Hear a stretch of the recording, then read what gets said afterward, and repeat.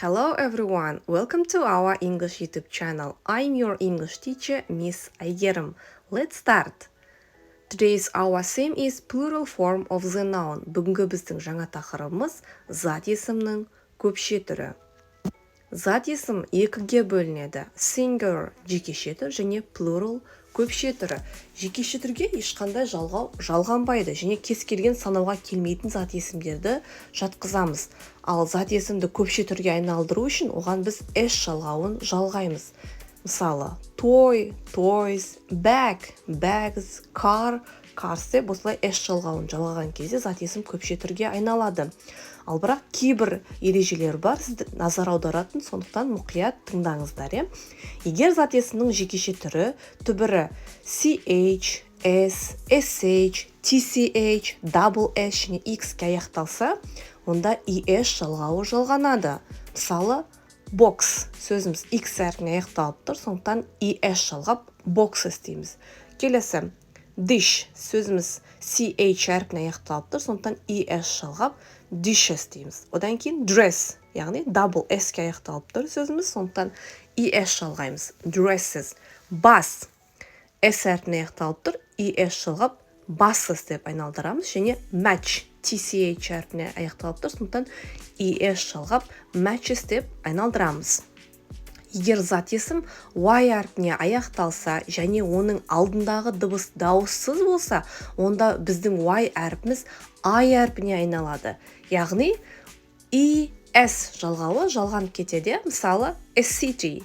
City деген кезде сөзіміз y әрпіне аяқталып тұр және оның алдындағы дыбыс t дауыссыз дыбыс. Сондықтан біздегі y әрпіміз I әрпіне айналып кетіп, одан кейін барып es жалғауы жалғанды. City, cities, baby, babies деп. Дәл осы жағдайда міндетті түрде есте сақтап алыңыздар.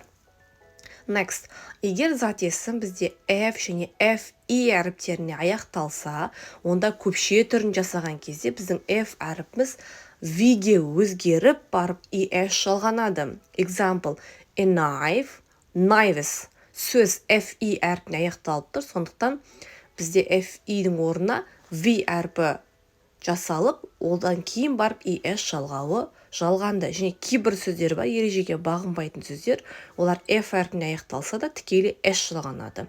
Олар chef, chefs, handkerchief, handkerchiefs және roof, roofs. Дәл осы жағдайды да міндетті түрде жаттап алсаңыздар болады. Келесі, ағылшын тілінде жекеше түрінде де және көпше түрінде де бірдей формада болатын сөздер бар.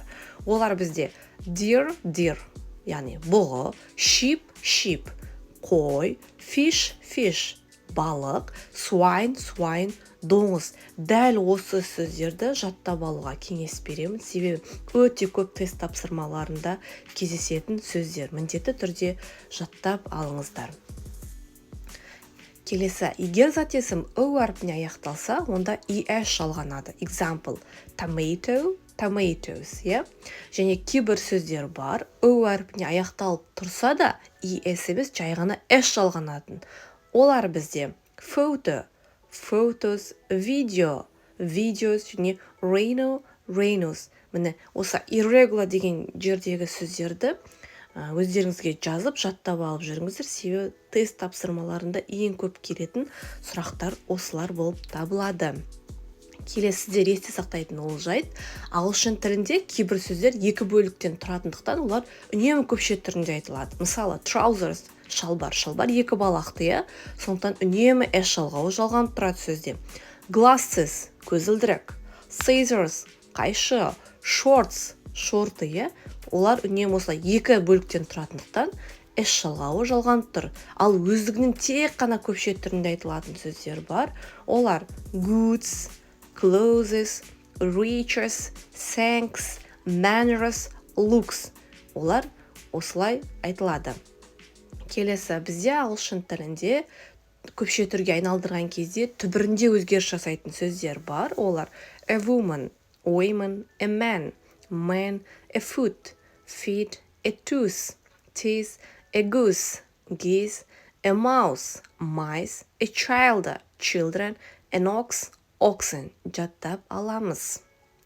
Есте сақтаймыз, кейбір ағылшын тіліндегі зат есімдер тек қана жекеше түрінде қолданылады. Олар news жаңалықтар, progress information ақпарат, love махаббат, peace бейбітшілік, business бизнес, advice кеңес, knowledge білім, luggage багаж, яғни жүкке.